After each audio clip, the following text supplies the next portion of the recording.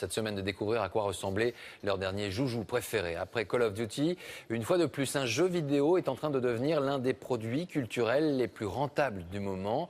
Un chiffre résume tout cela. En 3 jours de commercialisation, les recettes affichent déjà près de 1 milliard de dollars de recettes.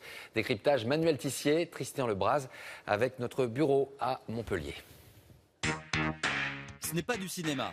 Ces images sont celles d'un jeu vidéo. Une ville californienne, de mauvais garçons. Voici GTA V, la nouvelle version du jeu le plus vendu au monde.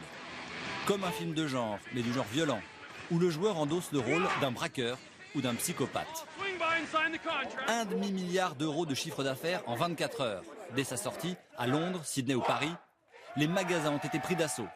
Aujourd'hui encore, les clients n'avaient qu'une boîte à la main et 3 lettres à la bouche. GTA 5. GTA 5. GTA 5. GTA 5, devinez.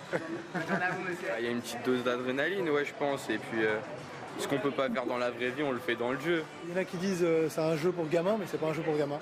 C'est un jeu pour tout le monde. Ou presque. Drogue, sexe, violence. Le jeu est déconseillé aux moins de 18 ans, comme un film de Tarantino. L'éditeur a mis 5 ans pour développer ce nouvel épisode. Avec un budget digne d'Hollywood. 195 millions d'euros. Un peu moins que les 286 du film Avatar ou Pirates des Caraïbes 221. Mais plus que Batman et Spider-Man 3 190 et 170, un jeu produit comme un long métrage. Faire en sorte que les passants réagissent, donc ça demande tout un tas de comédiens, plusieurs centaines de comédiens pour faire juste les voix des passants, sans parler évidemment du scénario principal, des personnages, des je ne sais combien de milliers de lignes de dialogue. Avec les jeux de football comme FIFA 2014, ceux de guerre comme Call of Duty, le marché des jeux vidéo pèse plus de 35 milliards d'euros, plus que le cinéma et la musique réunis.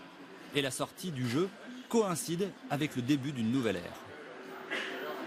On va rentrer d'ici la fin de l'année dans un nouveau cycle de consoles de jeux qui va voir le marché croître de façon très importante pour les 4, 5, 6 années qui viennent. Et d'autres jeux vont sortir dans les prochains mois et conforter ainsi la place de numéro 1 des jeux vidéo dans la filière numérique.